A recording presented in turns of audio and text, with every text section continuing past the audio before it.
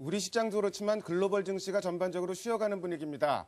환율 관련해서는 불확실성이 아직까지도 해소되지 못했다고 볼 수 있는데요. 이제 G20 회의, 다소 좀 실망스러운 결과인 것도 같습니다. 자, 이런 흐름 어떻게 대응해야 될지 3인의 전략에서 알아보도록 하겠습니다.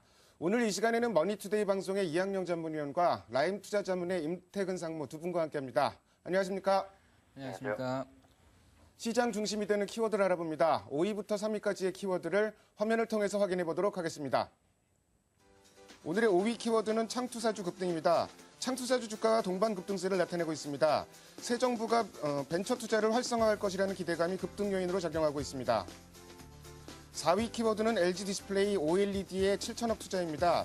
LG 디스플레이에서 OLED TV 8세대 라인에 7천억 원대 투자를 할 것으로 알려졌습니다. 관련 내용과 관련 종목에 대해 알아봅니다. 3위 키워드는 중국 춘절 소비 선전입니다. 올해 중국의 춘절 소비가 15% 증가했습니다. 지난해보다는 증가율이 둔화됐지만 비교적 선전한 것으로 평가되고 있습니다. 아침에 LG 디스플레이 OLED TV에 7천억 원대 투자한다 이런 기사가 많이 떴습니다. 많이 돌았는데 선점 효과를 노린 것 같기도 하고요. 한 2주 전인가요? 삼성전자의 AMOLED TV 얘기도 한참 또 많이 돌았던 것 같은데 자, LG 디스플레이 투자건 관련해서 이학년 위원이 관련 내용 좀 정리해 주시고요. 또 관련 종목도 어떤 종목이 있는지 좀 짚어주세요. 네, 그러니까 총 7,063억이니까요. 엄청난 규모의 투자를 하는 것이고요. 그 OLED의 8세대 OLED 양산은 결국 내년도 상반기 중에 양산 가동이 된다라고 이해하시면 좋을 것 같습니다. 그러니까 정말 그런 관련해서 수주를 받는 기업이 있다 그러면 상당 부분 올해 하반기, 상반기, 하반기 중에 매출이 일어날 가능성은 충분하다라고 이해하시면 좋겠죠. 다만 어느 회사가 정말 그 부분에서 참여할지는 아직 100% 드러나진 않습니다. 다만 시장에서 얘기하는 것들만 보면 KC텍이라든가요, 그 아바코, 주성엔지니어링, 참엔지니어링, 또 비아트론, 실리콘웍스 등이 많이들 거론되고 있고요. 주가가 오늘 아침에 많이 떴다가 또 많이 다시 주저앉고 그러는 모습 나오는데요. 계속해서 그런 관련된 것들은 결국 공시를 통해서 확인될 수밖에 없으니까요. 너무 그 부분에 대해서 너무 큰 기대감을 갖거나 오히려 또 실망을 갖는 태도는 그렇게 좋아 보이지는 않습니다. 반면에 이제 LG 디스플레이의 입장에서 본다 그러면요, 그 대규모 투자를 선제적으로 한다는 측면에서 상당히 긍정적으로 아마 업계에서 보는 것 같습니다. 대형 TV 시장에서 결국 선두권을 되차지하겠다는 강력한 의지를 보여준 것이고요. 또한 이제 일부에서는 아직 섣부른 전망이 있지는 하지만요, 최근에 LG 디스플레이 한 연구원이 애플 컴퓨터로 이제 스카웃된 것으로 알려지고 있습니다. 그와 관련해서 결국은 애플 TV에서도 2년째 결국 말만 많고요. 정말 언제 나올지 아직 구체적으로 나오지 않고 있지만 애플 TV에 결국 생산 개시에 LG 디스플레이가 대비하는 것이 아니라는 다소는 추측성 얘기까지 나오고 있는데요. 그것은 결국 뚜껑을 열려봐야 될 것 같습니다. LG 디스플레이에 대한 의견이 오히려 더 중요하다고 보고 있는데요. 오늘 같은 경우에 약간 보합에서 약보합세 아까는 잠시 전에 2%까지 밀렸다가요. 지금 1% 정도 약세를 보이고 있는데요. 장기적인 매수 의견 좀 분명히 드릴 수 있습니다. 오히려 단기 부품 관련이나 장비 관련주들은 단기적인 뉴스 플레이 정도로 대응하시면 무난해 보이겠네요. 자, LG 디스플레이의 대규모 투자, 물론 상당히 긍정적인 일입니다. 하지만 매매 전략상으로는 또 다르게 접근할 필요가 있는데 LG 디스플레이에 대해서는 장기적으로 매수, 그리고 부품주에 관련해서는 단기 대응, 이런 전략을 제시해 주셨습니다. 자, 중국의 춘절 소매 판매가 15%, 정확히 14.7% 늘었다고 얘기를 하는데 글쎄 작년보다는 좀 많이 둔화됐습니다. 그렇지만 예상치보다는 높았다. 그래서 나쁘지 않았다는 평가가 일반적인 것 같고요. 이것 때문은 아닌 것 같은데 오늘 오리온이라든지 락앤락 주가 강합니다. 중국 소비 관련해서 좀 기대를 해도 좋을지. 자, 임태근 상무는 어떻게 보세요? 네, 앞서 말씀하신 대로 저희 시장 기대보다 좀 더 좋았다. 딱 이것이 적절한 평가인 것 같습니다. 작년이나 재작년보다는 좀 못한 모습을 보였는데요. 어쨌든 간에 시장 기대는 이것보다도 좀 더 하회할 수도 있지 않냐는 좀 우려가 있었는데 이 부분을 좀 충족시키는 그런 결과였던 것 같습니다.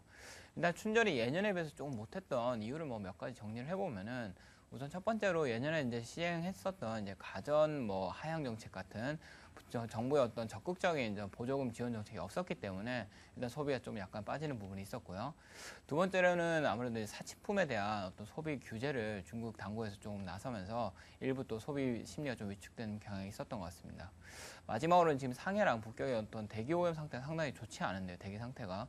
그러다 보니까 이제 외부 활동이 좀 위축되면서 좀 그 소비 이제 쇼핑이나 이런 것들을 좀 자제하면서 소비 판매가 생각보다 좀 안 나왔던 것 같습니다. 그럼에도 불구하고 이제 현재 나온 이 소비 데이터를 좀 살펴보면은 우리가 작년부터 해서 계속해서 꾸준히 확인할 수 있는 부분이 두 가지가 있는데요. 첫 번째는 일단 고소득층보다는 저소득층의 어떤 소매 판매가 이제 조금씩 올라오고 있다는 점.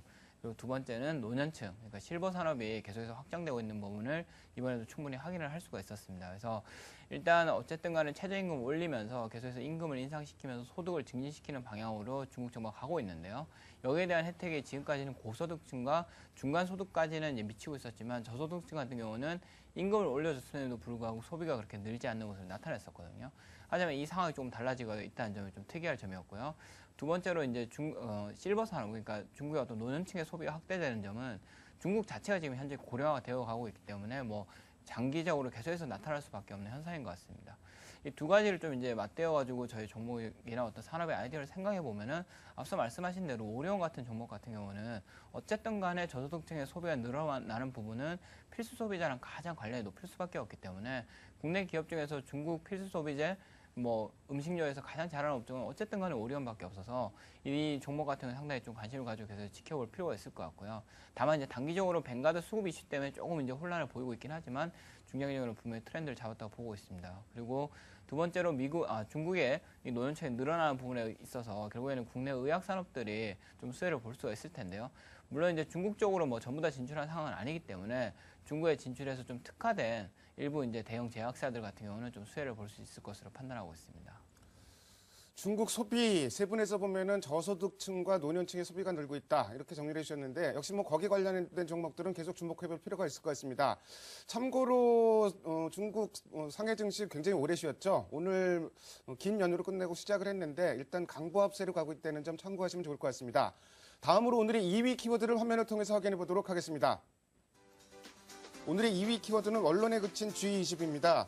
그래서 뭐 G20 환율이 가장 중요한 쟁점이었는데 아주 원론적인 언급이 나왔습니다. 인위적인 절하 자제하자 이런 얘기가 나왔는데 뭐 가장 이슈가 됐던 엔화에 대해서 언급이 나올지 안 나올지가 가장 관심이 많았던 부분인데 결국 언급이 없었습니다. 그래서 엔화가 추가적으로 절하, 엔화 약세가 조금 더 진행될 가능성도 있지 않느냐 이런 의견들도 좀 많이 나오고 있는데요.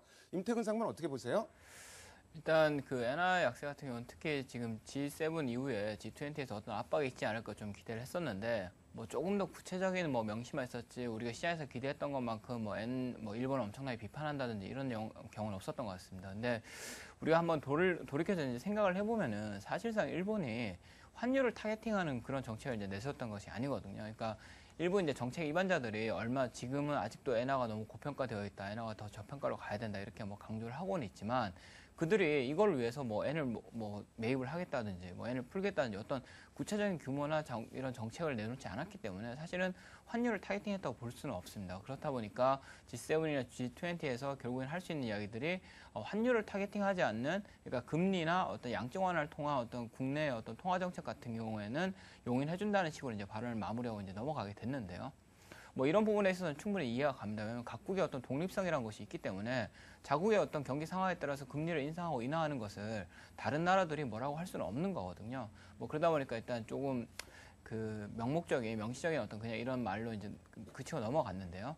그럼에도 불구하고 좀 단기로 장기로 이렇게 나눠서 엔화를 좀 살펴보면은 단기적으로 엔화가 좀 더 추가적으로 강세로 갈 가능성은 이제는 조금은 제한이 되지 않나 생각을 하고 있습니다. 현재 보면은 사실은 엔화 같은 경우는 2009년 이제 글로벌 금융위기 이후에 상당히 그 엔이 이제 강세를 보여왔었거든요. 이게 다른 타 통화 대비해서 안전자산으로 부각되면서 워낙 강세를 보여오다 보니까 현재 이것이 역효과가 나면서 바로 급속하게 이 평가가 다시 이제 절하가 되고 있는 건데요. 이 평가 절상이 됐던 부분이 이번에 평가 절하가 되면서 거의 금융위기 이후에 안전자산으로 부각되면서 상승했던 부분을 거의 다 상쇄를 시켜버렸습니다. 그래서 현재 수준에서 엔화가 더 추가적으로 떨어진다고 보는 거는 이제는 그러면 일본의 경기 자체가 뭐 훨씬 더 안 좋다던가 아니면 일본의 어떤 무역 수지나 이런 것들이 훨씬 더 나쁜 쪽으로 경상수지가 나쁜 쪽으로 접어든다고 판단한다면은 가능하겠지만 현재로 봤을 때는 그럴 가능성이 좀 낮아 보이거든요. 그렇기 때문에 일단 단기적으로 엔화가 이제 100엔대에 왔으면은 이제 조금 이제 숨고르기 할 시점에 이제 접어든 것 같고요. 다만 이제 중장기로 봤을 때 엔화는 추가적으로 더 약세로 갈 가능성이 좀 높아 보이는데요. 이것이 지금 이제 일본의 정책 당국자들이 이 일본 엔화를 타겟을 하고 있는 것이 상당히 우려가 되고 있는 부분이 있습니다. 일본 경제 같은 경우는 수출이 전체 경제에서 차지하는 비율은 한 15%밖에 안 되는데요. 엔화를 저하시켜가지고 수출을 늘려가지고 경기를 회복시키고 싶겠지만 사실 나머지 85%의 경제가 돌아서지 않기 때문에 사실 엔화가 약세에 갔음에도 불구하고 경기가 회복되면서 엔화가 다시 강세로 가는 것이 아니라 엔화가 약세임에도 불구하고 경기가 회복되지 못해서 추가적으로 좀 더 위험이 불거지면서 엔화가 추가적으로 더 약세로 가는 이런 국면으로 빠질 가능성이 상당히 저는 높다고 보고 있고요. 일단 단기적으로는 조금 제한되겠지만 중장기적으로 엔화는 추가적으로 더 약세로 가는 것이 맞다고 보고 있습니다. 사실 뭐 미국이 그동안 반공개적으로 아베노믹스를 지지를 했기 때문에 그래서 뭐 엔화에 대해서 언급된다는 게 사실 좀 무리였던 것 같고요. 미국 입장에서 사실 뭐 3차까지 그야말로 돈을 찍어내는 양적 완화를 했었는데 일본의 양적 완화를 비판할 수도 없는 입장인 것 같습니다. 자, 미국과 관련해서는 글쎄요, 재정 지출 자동 삭감 문제 이게 이제 2월 말까지로 예정이 돼 있었는데, 그래서 뭐 기한을 넘길 것 같다 이런 얘기도 좀 많이 들려오고 있고요. 자, 이런 문제들 이학년 위원이 좀 정리 좀 해주시고요. 또 시장에 부정적인 영향을 미치지 않을지 이 부분도 좀 말씀해 주세요. 네, 그 소위 시퀘스터라고 하죠. 연방 정부의 그 재정 지출을 자동으로 삭감하는 조치. 그것을 이제 3월 1일로 이거 연기한 거 아닙니까? 지난 12월 말에서요. 바로 이 부분이 때문인데요. 그래서 연기론이 나오는 것은 오바마 대통령이 바로 연기를 요구하고 있기 때문이라고 이해하시면 좋을 것 같습니다. 무슨 얘기냐면 결국은 오바마 대통령 측의 입장은 이겁니다. 1조 5천억 달러 규모의 재정 지출을 감축하는 계획에는 동의를 하는데 그와 함께 할 것이 결국 세수 증대, 결국 세금을 다시 올리자는 것, 바로 이 부분에 관한 빅딜, 즉 가감한 이제 서로 협상을 통해서 합의하자는 것이고요. 요걸 시간이 필요하기 때문에 바로 2월 말에 끝나고 3월부터 진행되는 그 시퀘스터를 좀 연기하자는 것이 바로 오바마 대통령 정부의 입장입니다. 반면에요, 공화당은 여기에 대해서 상당히 부정적인 시각을 아직까지는 드러내고 있죠. 무슨 얘기냐면 그냥 세금도 올리고 재정 지출을 조금 감축시키는 이 정도 갖고는 말이 안 되고요. 폭넓게 세금은 거의 움직이지 않고 폭넓게 지금 재정 지출을 자동으로 삭감하는 것을 공화당의 주장입니다. 그렇기 때문에 이 시퀘스를 연장하는 것은 지금 말도 안 된다는 것이 공화당의 표면적인 입장인 걸 이해하시면 좋을 것 같습니다. 다만 이제 지난주에 있었던요, 오바마 대통령의 그 연도 기자회견에서 나왔지만 분명하게 오바마 정부 2기 집권 정부에서 주장하고 최대 노력하는 것은 중산층의 부활입니다. 중산층의 부활을 위해서 여러 가지 임금도 최저임금도 올리고 여러 가지 조치를 하고 특히 복지 정책을 계속해서 꾸준하게 확대 유지하고자 하는 입장이기 때문에요. 이렇게 쉽게 이런 입장에서 서로 상당히 좀 상충하는 부분이 많기 때문에 일본 협상이 양당의 협상 그리고 거기에 또 하나 오바마 행정부 입장이 조금씩 미묘하게 다르기 때문에 이 협상이 원만하게 아주 쉽게 풀릴 가능성은 그렇게 많지는 않습니다. 다만 분명한 것은요, 이번에 2기 행정부가 시작한 지 얼마 되지 않은 바로 그런 분위기이고, 지금 오바마 대통령이 이게 워낙 또 좋아져 있기 때문에 실제로 지금 그 증권업계 언론에서 바라보는 것은 어렵긴 하겠지만 크게 어려움 없이 지금 이번 협상이 잘 마무리되기 때문에 아마 그 공화당이나 민주당 이런 쪽에서 결국 이런 빅들이 합의하지 않을까라는 시각이 많이 있습니다. 물론 뚜껑을 열려봐야 되겠고요. 정말 모든 협상이 그렇지만 진행돼 봐야겠지만 시장에 이렇게 부정적 영향으로 미칠 가능성은 그렇게 크지 않을 것 같다는 생각을 저는 갖고 있습니다. 일단 지난 연말에 재정절벽 이슈가 굉장히 시장의 불확실성으로 작용을 했었는데 그게 부분적으로 타결이 되면서 연초 개장일 우리나라 시장이 급등한 바가 있습니다. 물론 상황은 재정지출 자동 삭감 문제도 상황 전개를 조금 지켜봐야 되겠지만 미리부터 걱정할 필요는 없을 것 같고 아직까지는 시장에 미치는 영향도 그렇게 아직까지는 좀 제한적이다. 좀 이렇게 볼 수가 있을 것 같습니다. 다음으로 오늘의 1위 키워드를 화면을 통해서 확인해 보도록 하겠습니다. 오늘의 1위 키워드는 방향성 탐색입니다. 우리 시장뿐만 아니고 글로벌 증시가 최근에 좀 주춤해진 모양입니다. 그렇다고 해서 시장이 조정 국면에 들어간 것도 아니고 전체적으로 시장의 하루 변동폭도 줄어들었고 전체적인 변동폭 자체가 굉장히 줄어들었습니다. 자, 이런 흐름이 앞으로 또 이어질지, 그렇다면 대응 전략은 어떻게 세워야 될지 이학년 위원이 좀 정리해 주세요. 네, 전 앞서도 미국 시장에 대한 그런 우려감이 크지 않을 거라고 얘기했다시피요. 글로벌 주시장의 그 완만한 상승 흐름은 지속될 가능성이 크다는 쪽에 일단 동의하고 있습니다. 반면에 우리 시장은 상당히 쉽지 않은 그런 행보가 이어질 가능성이 있다는 거죠. 우리 시장은 엔화의 추가적인 약세 흐름에 대한 우려가 상당히 있고요. 그것이 현실화됐을 경우에 어떤 충격은 불가피할 수밖에 없습니다. 심리적으로나 어떤 수급 측면에서 보면요. 그렇다면 지난주에 외국인의 매수세와 더불어서 물론 마지막 금요일 날은 조금 주춤했지만은요.